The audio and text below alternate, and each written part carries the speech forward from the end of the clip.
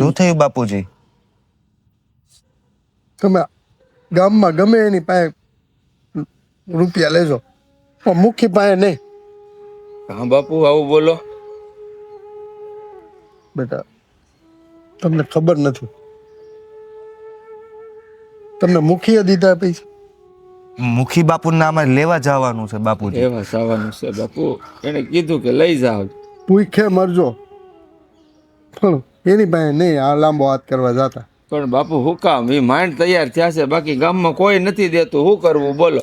આખું ગામ બાપુ કહે છે કે તમે પછાત છો ને એટલે અમે 1 રૂપિયો નહીં આપી બાપુ. ઈ જ વાંધો છે બેટા.